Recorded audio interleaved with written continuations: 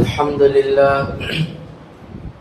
نحمده ونصلي على رسوله الكريم أما بعد فقد قال الله تعالى في القرآن العظيم وفي الفرقان المجيد بعد أعوذ بالله من الشيطان الرجيم بفضل بسم الله الرحمن الرحيم إنا أنزلنا إليك الكتاب بالحق لتحكم بين الناس بما أراك الله ولا تكن للخائنين خصيما صدق الله العظيم.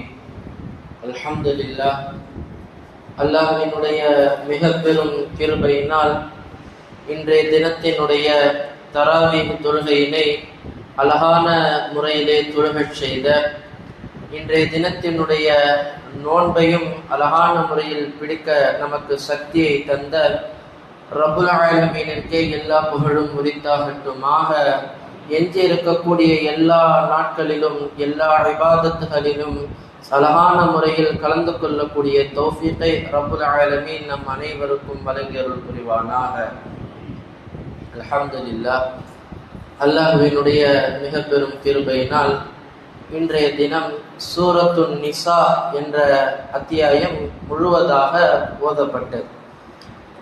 எப்படி சூரத்துல் பக்ராவும் சூரத்துல் ஆல இம்ரானும் பல சட்டங்களை உள்ளடக்கிய சூறாவை போல இந்த சூரத்துன் நிசாவை குறித்து பெருமானார் ஸல்லல்லாஹு அலைஹி வஸல்லம் அவர்கள் சொன்ன விஷயம் என்னவென்றால், இந்த சூறாவில் அல்லாஹு தஆலா சட்டங்களை விளக்கியது போல வேற எந்த சூறாக்களிலும் விளக்கவில்லை. அப்படின்னா என்ன அர்த்தம்?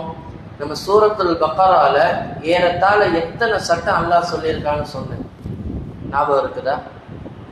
2 நாள் முன்னாடி சொன்னேன்ல, சூரத்துல் பக்ரால ஏறத்தாழ 500 சட்டங்களை சுப்ஹான ரப்பியல் அஸீம் அல்லாஹு தஆலா அதுல விளக்கியிருக்கான்.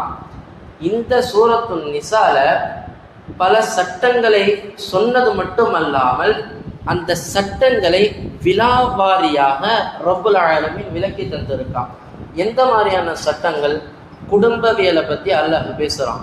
சூரத்தினுடைய துவக்கத்துல நிக்காவை குறித்து அல்லாஹ் பேசுறான். முக்கியமான பேச்சாக பாக பிரிவினை சட்டம், சொத்துடைய சட்டத்தை குறித்து அல்லாஹ் முழுவதுமாக விளக்கமாக இந்த இதுல பேசுறான். அதே போல கணவன் மனைவிக்கு மத்தியில ஏற்படக்கூடிய சண்டையை எப்படி அழகான முறையில் சமரசம் செய்வது குறித்து அல்லாஹ் பேசுறான். தலாக்கை குறித்து பேசுறான். இத்தாவுடைய காலங்களை குறித்து அல்லாஹ் பேசுறான். தொழுகையில் அசட்டையாக தொழுகக்கூடியவர்களை குறித்து அல்லாஹ் பேசுறான். இப்படி பல சட்டங்களை எடுத்துக்கிட்டு போகலாம். ஆக மொத்தம் இந்த சூறாவினுடைய மைய கருத்து என்ன தெரியுமா? இந்த சட்டங்களுடைய மைய கருத்து என்ன தெரியுமா? நீதியை நிலைநாட்டுங்கள். இந்த சூறாவினுடைய கடைசியில் அல்லாஹ் என்ன தெரியுமா சொல்றான்? யா அய்யுஹல்லதீன ஆமனு கூனு கவ்வாமீன பில் கிஸ்தி ஷுஹதாக லில்லாஹ்.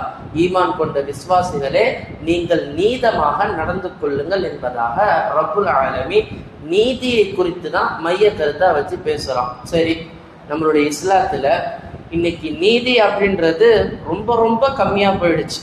ஒரு காலத்துல இந்த நீதிக்காக வேண்டி எப்படி இருந்தார்கள்? பெருமானார் ஸல்லல்லாஹு அலைஹி வஸல்லம் அவர்களுடைய காலத்துல இந்த நீதிக்காக வேண்டி ஒரு வசனமே இறங்குச்சு. நான் 16வது ரக்காத்துல ஒரு சஃபா முழுக்க ஹைலைட் பண்ணி ஓதியிருப்பேன். தொழுகையில குரானை கவனிச்சவங்களுக்கு விளங்கியிருக்கும். ஒரு சஃபா முழுக்க ஹைலைட் பண்ணி ரொம்ப நிதானமா ஓதியிருப்பேன். அந்த சஃபா முழுவதும் ஒரு யூதருக்காக வேண்டி சாட்சி சொல்லி இறங்குச்சு. அல்லாஹ் சொன்ன அந்த வாசகங்களுடைய கருத்து என்னன்னு சொன்னா, பெருமானார் ஸல்லல்லாஹு அலைஹி வஸல்லம் அவர்களுடைய காலத்துல ரிஃபா அப்படின்னு சொல்லக்கூடிய ஒரு அன்சாரி சஹாபி இருந்தார். இந்த அன்சாரி சஹாபி ஒரு நாள் என்ன பண்றாரு, உணவுப் பொருட்கள் எல்லாத்தையும் எடுத்துட்டு வந்து இந்த போருக்காக வேண்டி இந்த கவசம்லாம் இருக்குல்ல, அதெல்லாம் ரொம்ப காஸ்ட்லி. அப்போ இந்த திங்ஸ் எல்லாம் எடுத்துட்டு வந்து வீட்டுல வச்சுட்டு நைட்டு படுத்து தூங்கிடுறாரு. மறுநாள் காலையில முழிச்சு பாக்குறாரு, வீட்டினுடைய முகட்டுல ஓட்டை போட்டு வீட்டுல இருக்கிற எல்லா பொருட்களையும் யாரோ திருடிட்டு போயிட்டாங்க. இவருக்கு ஒண்ணுமே புரியல. என்னடா ராத்திரி வைக்கும் போது எல்லாம் இருந்துச்சு, காலில் பார்க்கும் போது எதுவுமே இல்லைன்னு சொல்லிட்டு தன்னுடைய உறவினர்கள்ட்ட போய் முதல்ல நேரா சொல்றாரு, இந்த மாதிரி என்னோட பொருள்லாம் திருடு போச்சு, யார் இந்த பொருட்களாம் எடுத்துட்டு போனான்னு தெரியல, கொஞ்சம் விசாரிச்சு சொல்லுங்க அப்படின்னு சொல்லி. அப்ப அந்த மக்கள் என்ன, உணவினர் மக்கள் போய் விசாரிச்சு பார்க்குறாங்க. மதீனாலேயே பனூ குரை அப்படின்னு சொல்லக்கூடிய ஒரு முஸ்லிம்களுடைய கூட்டம் இருக்குது. அந்த கூட்டத்துல உள்ள ஒரு நபர் தான் இது திருடி இருக்காருன்னு சொல்லி விஷயம் வெளியில வந்துடுது. அப்ப இவங்க என்ன பண்றாங்க, ஆதாரத்தோட கொண்டு வந்து இந்த மாதிரி இந்த நபர் தான் திருடி இருக்காருன்னு உறவினர்கள் சொல்றாங்க. இப்ப இவர் என்ன பண்றாரு, இந்த விஷயத்தை தெரிஞ்சுக்கிட்டு ஸல்லல்லாஹு அலைஹி வஸல்லத்திட்ட போறாங்க. போயிட்டு இந்த மாதிரி இந்த நபர்கள் தான் திருடி இருக்காங்கன்னு சொல்லி நான் கண்டுபிடிச்சிருக்கேன் அப்படின்னு சொல்றாங்க. இந்த விஷயம் நடந்துகிட்டு இருக்கும் போது இந்த முஸ்லீம் கூட்டம் இருக்கிறாங்க பார்த்தீங்களா, இதுல துஅமா அப்படின்ற ஒரு சஹாபி தான் திருடி இருக்காரு. இவர் உடனே என்ன பண்றாரு, ஆஹா இந்த பொருளை திருடுறது உறுதி ஆயிடுச்சுன்னு சொன்னா இப்ப நம்மளுடைய கோத்திரத்துக்கே அவமானம் ஆயிடுமேன்னு சொல்லி அந்த பொருட்கள் எல்லாம் எடுத்துட்டு போய் ஒரு யூதருடைய வீட்டுல மறைச்சு வச்சிடுறாரு. அந்த யூதரோட வீட்டுல மறைச்சு வச்சுக்கிட்டு பெருமானார் விசாரிக்கிறதுக்கு வரத்துக்கு முன்னாடி தானே முந்தி வந்து இந்த மாதிரி இந்த பொருட்கள்லாம் வந்து அந்த யூதர் வீட்டுல தான் நாங்க பார்த்தோம், அவரு தான் திருடி இருக்கான்னு சொல்லி யூதர் மேல பழிய போட்டுடுறாங்க. அப்ப பெருமானார் ஸல்லல்லாஹு அலைஹி வஸல்லம் வெளிப்படை ஆதாரங்களை பார்த்து தானே சொல்ல முடியும். உள்ள அப்பெல்லாம் சிபிசிஐடி எல்லாம் கிடையாது இல்ல. சரி, இவங்க ஆதாரத்தோட வந்து பாக்குறாங்க, வீட்டுல பொருட்கள் இருக்குது யூதருடைய வீட்டுல, முடிவு பண்ணிடுறாங்க இந்த யூதரை தான் திருடன். உடனே அல்லாஹ் தஆலா திருவசனத்தை இறக்குறான், இன்னா அன்ஸல்னா இலைக்கல் கிதாப பில் ஹக் லிதஹ்கும பைனன் நாஸ் பிமா அராகல்லாஹ். அல்லாஹ் பெருமானார கண்டிச்ச விதமா ஆயத்தை இறக்குறான். உங்களின் மீது நபியே, உங்களின் மீது நாம் இந்த குர்ஆனை இறக்கி வைத்திருப்போம் சத்தியத்தை எடுத்துரைப்பதற்காக, மக்களுக்கு மத்தியிலே விளக்கத்தை அளிப்பதற்காக இந்த திருமறையை நாங்கள் எடுத்துரைக்கிறோம். வலா தகுல்லில் ஹாயினீன ஹஸீமா, மோசடி செய்யக்கூடியவர்களோட சேர்ந்து நீங்களும் மோசடி செஞ்சிடாதீங்க. அல்லாஹ் சொல்ற வார்த்தையை பாருங்க, நபியவே கண்டிச்சு அல்லாஹ் சொல்றான், வலா தகுல்லில் ஹாயினீன ஹஸீமா, மோசடி செய்யக்கூடியவர்களோட சேர்ந்து நீங்களும் மோசடி செய்யாதீங்கன்னு அல்லாஹு தஆலா இந்த வசனம் யாருக்காக வேண்டி இறங்குது, ஒரு யூதருக்கு நியாயம் தேடி இந்த திருமறை நீதியை வாங்கி தந்திருக்கிறது என்றால் நம்மளுடைய இஸ்லாத்துல நாம் எல்லோரும் எவ்வளவு நீதியோட இருக்கணும் அப்படின்றத நம்ம கடைபிடிக்கணும். இன்னைக்கு அதுதான் நீதியே நம்மள்கிட்ட சுத்தமா இல்லை. உதாரணத்துக்கு சொல்லணும்னா பாகப்பிரிவினை சட்டம், சொத்துடைய சட்டம். இன்னைக்கு சொத்துடைய சட்டத்தை முஸ்லிம்கள் எல்லாம் அப்படியே கை விட்டுட்டாங்க. உண்மையை சொல்லணும்னா முஸ்லிம்கள் என்ன செஞ்சுட்டாங்க, அப்படியே கையை விட்டுட்டாங்க. ஒரு காலத்துல பகதாதுல ஒரு மனிதர் இருந்தார், ஒரு முஸ்லிம் அழகான ஒரு மனிதர். இவர் என்ன பண்றாரு, ஒரு நிக்கா முடிச்சுட்டு மனைவியோட தான் குழந்தையோட வாழ்ந்துட்டு இருக்கிறாரு. திடீர்னு இவருக்கு ஒரு ஆசை, இரண்டாவது நிக்காவை, மார்க்கத்துல அனுமதி இருக்குல்ல, இரண்டாவது நிக்காவை முதல் மனைவிக்கு தெரியாம இரண்டாவது நிக்காவை முடிச்சிடுறாரு. இப்ப என்ன செய்யறாரு, இவருடைய நடவடிக்கைகள்லாம் முதல் மனைவி பாக்குறாங்க.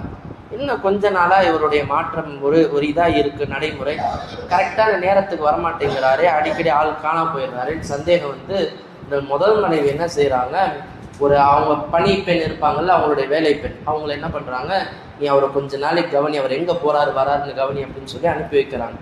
இந்த பெண்மணி என்ன பண்றாங்க, வேலை பெண்மணி கொஞ்ச நாள் அவரை வாட்ச் பண்ணிட்டே இருக்கிறாங்க. பார்த்தா குறிப்பிட்ட ஒரு பெண்மணி வீட்டுக்கு இவர் அடிக்கடி போயிட்டு வந்துட்டு இருக்கிறாரு. கடைசியில் என்ன விசாரிச்சதுல உண்மை வெளியில தெரிஞ்சு வந்துருது, இவர் இன்னொரு நிக்கா முடிச்சுட்டு இன்னொரு பெண்ணோட வாழ்ந்துட்டு இருக்கிறார். இந்த விஷயம் யாருக்கு தெரிஞ்சிருது, முதல் மனைவிக்கு தெரிஞ்சிருது. இந்த முதல் மனைவியை பாருங்க, அவங்க எவ்வளவு ஒரு இபாதிக்க சாலிகினா இருக்கிறாங்க பாருங்க. அவங்க என்ன சொல்லிடுறாங்க, இந்த பெண்மணிகிட்ட யார்கிட்டையும் இந்த விஷயத்த சொல்லாது, என் கணவருடைய குறைய யார்கிட்டையும் சொல்லாது, இது அப்படியே இருக்கட்டும் அப்படின்னு சொல்லி மூடி மறைச்சிடுறாங்க. கொஞ்ச நாள் கழியுது, கணவர் என்ன ஆயிடுறாரு, வஃபாத் ஆயிடுறாரு. அல்லாஹ் இன்னைக்கு ஓதப்பட்ட வசனத்துல சொத்தினுடைய பங்கை பத்தி அல்லாஹ் சொல்றான். இப்ப மௌத்தா போயிட்டாருன்னா இப்ப அவருடைய சொத்தை பங்கு போடணுமா இல்லையா? மனைவிக்கு பங்கு என்ன அப்படின்னு சொன்னா, குழந்தை இருக்குது மனைவி இருக்கிறாங்கன்னு சொன்னா கணவருடைய சொத்தை 8ஆ பங்கு போட்டு 8ல் ஒரு பங்கு யாருக்கு போயிடும், மனைவிக்கு போகும். புரியுதுங்களா? இந்த அம்மாவும் என்ன பண்றாங்க, கணவருடைய சொத்தை எடுத்து பங்கு போடுறாங்க. பங்கு போட்டு மகனுக்கு பிள்ளைகளுக்கு உள்ள பங்கெல்லாம் போட்டுட்டு இவங்களுக்கு உண்டான அந்த ஒரு பங்கை மட்டும் எடுத்துக்கிட்டு தான் வேலையை அந்த பெண்மணியை கூப்பிட்டு வந்து இந்த மாதிரி அதுல பாதியை பிரிச்சு என்னுடைய கணவர் இன்னொரு மனைவியோடு வாழ்ந்தார் அல்லவா, அவங்களுக்கும் இந்த சொத்துல பங்கு இருக்குது, அதனால பாதி நான் எடுத்துக்கிறேன், அந்த பாதியை கொண்டு போய் அவங்க ஒப்படைச்சிரு அப்படின்னு சொல்லி இந்த பெண்மணி என்ன பண்றாங்க அமுச்சு விடுறாங்க. இங்கேதான் நம்ம கவனிக்க வேண்டிய இன்னொரு விஷயம், அந்த பெண்மணி இருக்காங்க பார்த்தீங்களா, இவங்க நேராக இந்த பணிப்பெண் கொண்டு போய் அந்த சொத்தை போய் ஒப்படைக்கிறாங்க. இந்த மாதிரி அந்த நபர் மவுத்தாயிட்டாரு, இந்த மாதிரி அவங்களுடைய மனைவி உங்களுக்கு பங்கு கொடுத்து விட்டாங்க அப்படின்னு. அதாவது இவங்க இன்னைக்கு இந்த காலத்துல நம்ம இன்னொரு பெண்மணியை கணவன் நிக்கா முடிச்சிருக்காருன்னு தெரிஞ்சாலே பெரிய பிரச்சனைகளும் பல விஷயங்கள் நடந்துகிட்டு இருக்குது. அந்த மாதிரி ஒரு சூழ்நிலையில அந்த பெண்மணி அழகான முறையில அனுப்பி வச்சிடுறாங்க. அந்த பெண்மணி என்ன தெரியுமா பண்றாங்க, அவங்களுடைய தக்குவாவை பாருங்க. அவர் மரணிக்கிறதுக்கு முன்னாடியே எனக்கு தலா போட்டுட்டு அவர் மரணிச்சிட்டாரு, அதனால இந்த சொத்துக்கு நான் உரிமை இல்லை, மொத்த சொத்தையும் கொண்டு போய் அவங்கள்ட்டயே கொடுங்க அப்படின்னு சொல்லி திரும்ப அனுப்பி வைக்கிறாங்க. இப்போ பாருங்க, அல்லாஹ் அக்பர், இந்த பாக பிரிவினை சட்டத்தை, ஏன்னா இந்த ஆயத்தினுடைய 2 ஆயத்து, யூசிக்குமுல்லாஹு ஃபீ அவுலாதிக்கும் அப்படின்னு சொல்லி 2 ஆயத்து இருக்கு. 2 ஆயத்தோட கடைசியில் அல்லாஹ் என்ன தெரியுமா சொல்றான், ஃபரீதத்தன் மினல்லாஹ், இது அல்லாஹ்வின் புறத்திலிருந்து கடமையாக்கப்பட்ட ஒரு ஃபர்தாகும் ஒண்ணு. 2வது ஆயத்தினுடைய கடைசியில வஸியத்தன் மினல்லாஹ், அல்லாஹ்வின் புறத்திலிருந்து வசியத்துப்பட்ட செய்திகள், ஒருபோதும் இதை மறுக்காதீங்கன்னு அல்லாஹ் தஆலா அவனுடைய பாவ பிரிவினை சட்டங்களை குறித்து இந்த இடத்துல நமக்கு விளக்கி இருக்கா. அந்த ஒரு காலத்துல முஸ்லிம்கள் அதை தாங்கி அந்த சட்டத்தோடு வாழ்ந்தார்கள். இன்னைக்கு நம்ம என்ன செய்யறோம், இன்னொரு சட்டம் சொல்லுவா, இன்னைக்கு நம்ம என்ன தெரியுமா செய்யறோம், தந்தை அத்தாக்காரரு ஹராமான வழியில சம்பாரிச்சு வச்சிருந்தாருன்னு வச்சுக்கோங்களேன், வட்டிக்கு விட்டு சம்பாரிச்சிருக்காரு அல்லது மது போதை எதுலயோ சம்பாரிச்சிருக்காருன்னு வச்சுக்கோங்களேன், இந்த சொத்தை பாகப்பிரிவினை அடிப்படையில பிள்ளைகளுக்கு போவார். பிள்ளைகளுக்கும் மனைவிக்கும் யாருக்கு என்ன ஆகாது, ஹராமான வழியில சம்பாரிச்ச சொத்து போகவே போகாது. இதுக்கு இப்போ ஒரு இமாம் அவர்கள் அவர்களுடைய காலத்துல அவர்கிட்ட போய் கேட்குறாங்க, ஏதாவது ஒரு உபதேசம் எங்களுக்கு சொல்லுங்களேன் அப்படின்னு சொல்லி. அப்ப அவர் சொல்றாரு, ஹராமான சொத்துக்களை சேர்த்து வை. ஹராமான சொத்துக்களை நீ ஒருவேளை நீ சேர்த்து வச்சன்னு சொன்னா உன்னுடைய சந்ததிகள் பிச்சை எடுப்பார்கள். ஹலாலான சம்பாத்தியங்களை எதை நீ விட்டு கொடுத்து போகிறியோ உன்னுடைய பிள்ளைகளுக்கு அதுதான் பரக்கத்து அப்படின்னு சொல்லிட்டு, அவங்க முன்னாடி நடந்த ஹிஷாம் இப்னு அப்துல் மலிக் ரஹிமஹுல்லா, அவங்க ஒரு அரசர், அவருடைய காலத்துல நடந்த விஷயத்தை எடுத்து சொல்றாங்க. அவருக்கு ஏறத்தாழ பல கோடி மதிப்புகள் சொத்து, பெரிய ராஜா. அவர் சம்பாதிச்ச சொத்து எல்லாமே ஹராமான முறையில தான், அவருடைய சம்பாத்தியம் எல்லாமே ஹராமான முறையில தான். அவர் மரணிக்கும் போது, அவர் இறக்கும் போது பல கோடி மதிப்பு சொத்து இருக்குது. அவங்களுடைய மனைவிமார்களுக்கு அவர் இறக்கும் சமயத்துல ஒவ்வொரு மனைவிக்கும் வெறும் இந்த இடம் நகை இதெல்லாம் பங்கு போடாம தீனார் தங்க காசு அது மட்டுமே ஒரு மனைவிக்கும் 80,000 அப்ப கொடுத்திருக்கிறார். மரணித்த சமயத்துல மனைவி மர எவ்வளவு போயிருக்கு, 80,000 போயிருக்குது. அதே காலத்துல அடுத்த இதுல உமர் இப்னு அப்துல் அசீஸ் ரலியல்லாஹு அன்ஹு ரஹ்மத்துல்லாஹி அலைஹி அவர்களுடைய ஆட்சி காலமும் நடந்தது. இவங்க மரணிக்கும் போது இவங்களுக்கு மொத்தம் எத்தனை வாரிசுகள் பிள்ளைகள் சொன்னா 11 பிள்ளைகள். என்ன தெரியுமா விட்டுட்டு போனாங்க, இவங்களும் ராஜா தான், இவங்களும் ஹலீஃபாவா தான் வாழ்ந்திருக்காங்க. வெறும் 16 தீனார். எவ்வளோ?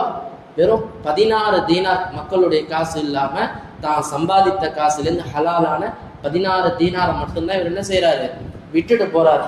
பின்னாடி ஒரு காலம் வருது, இந்த ஹிஷாம் அவங்களுடைய பிள்ளைகளுக்கு 80,000 சொத்துக்களை விட்டு போனாங்க பார்த்தீங்களா.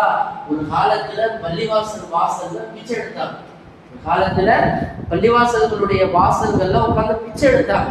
உமர் இப்னு அப்துல் அசீஸ் ரஹ்மத்துல்லாஹி அலைஹி விட்டு போனாங்க பார்த்தீங்களா. அவங்களுடைய பிள்ளைகள் வெறுமன 16 திர்ஹங்கள் ஹலாலான முறையில அல்லாத பரக்கத்தை செஞ்சா பின்னாடி ஒரு காலத்துல சமூகத்துல நல்ல அந்தஸ்துலையும் 100-200 ஒட்டகங்களை வைத்த ஒரு பரக்கத்தான ஒரு குடும்பமாக அவர்களுடைய குடும்பம் இருந்தது என்பதாக இந்த இமாம் அவர்கள் உபதேசம் செய்தார்கள். இது உண்மையிலே வரலாறு. நீங்க விக்கிபீடியால போட்டாலும் வரும். நான் சொல்ற மட்டும் இல்லை, விக்கிபீடியால போயிட்டு உமர் இப்னு அப்துல் அசீஸ் அவங்களுடைய ஃபேமிலியை பத்தியும் ஹிஷாம் அவங்களுடைய பத்தி நீங்க கூகுள்ல போட்டு பார்த்தாலும் இந்த நிலைமைகள் அப்படியே இருக்கும். அப்ப என்ன புரியுது, நீங்க ஹலாலான முறையில சம்பாத்தியங்கள் கொஞ்சமா செஞ்சாலும் பிரச்சனை இல்லை, உங்க குடும்பத்துக்காக விட்டு போனீங்கன்னு வச்சுக்கோங்களேன், ரப்புல் ஆலமீன் அதுல பரக்கத்தை கொடுப்பான். நீங்க என்னைக்கு ஹராமான விஷயங்களை சம்பாதிச்சு அதை உங்க பிள்ளைகளுக்கு விட்டு போனாலோ அல்லது உங்களுடைய பிள்ளைகள் உங்களுடைய ஹராமான விஷயங்களை எடுத்து வந்தாலும் ஒரு நாள் அவங்களும் பிச்சை எடுக்கக்கூடிய சூழ்நிலை. இன்னைக்கு நீங்களே கவனிச்சிருப்பீங்க, ஒரு காலத்துல பெரிய கோடீஸ்வரரா இருந்திருப்பாரு, இன்னும் அப்படியே இப்ப பார்த்தா பிச்சை எடுக்கக்கூடிய நிலைமையில கடன் வட்டி லோனுன்னு உட்கார்ந்துருப்பார். காரணம் என்னன்னா, இந்த பாக பிரிவினை சட்டங்கள் இருக்குது பார்த்தீங்களா, இதை யார் அழகான முறையில் அல்லாஹ் சொன்ன இந்த குர்ஆன் வசனங்களின் மூலமாக எடுக்கிறாங்களோ ரப்புல் ஆலமீன் அவர்களுக்கு பரக்கத்து செய்வார். யார் இந்த பாக பிரிவினை, இந்த சொத்துரிமை சட்டத்தை கையில விட்டுட்டு கோர்ட்டு கேஸ்ன்னு அலைஞ்சிட்டு தான் இஷ்டத்துக்கு சூறையாடி இதை கையில எடுக்கிறாங்களோ அவர்களுடைய பரக்கத்தை அல்லாஹ் நீக்கி அவர்களுடைய வாரிசுகள் முழுவதும் பிச்சை எடுக்கக்கூடிய நிலைமையை தந்து விடுவான். எனவே ரப்புல் ஆலமீன் இந்த சூரத்துன் நிசாவிலே எவ்வளவு சட்டங்களை வைத்திருக்கிறானோ இந்த சட்டங்களை அழகான முறையிலே புரிந்து இதன்படி அமல் செய்யக்கூடிய தௌஃபீகை ரப்புல் ஆலமீன் உங்களுக்கும் எனக்கும் வழங்கி அருள் புரிவானாக. வஆகிரு தஅவானா அல்ஹம்துலில்லாஹி ரப்பில் ஆலமீன். நவைத்து صوم غد عن أداء فرض رمضان هذه السنة لله تعالى. இந்த வருடத்து ரமதான் மாதத்தின் ஃபர்தான நோன்பை அதாவாக நாளை நோன்பு நோக்க நியத்து செய்கிறேன் அல்லாஹ்வுக்காக. ஸல்லல்லாஹு அலா முஹம்மது ஸல்லல்லாஹு அலைஹி வஸல்லம். சல்லல்லாஹு அலா முஹம்மது ஸல்லல்லாஹு அலைஹி வஸல்லம். சல்லல்லாஹு அலா முஹம்மது யா ரப்பி ஸல்லி அலைஹி வஸல்லிம். அஸ்ஸலாமு அலைக்கும் வரஹ்மத்துல்லாஹி.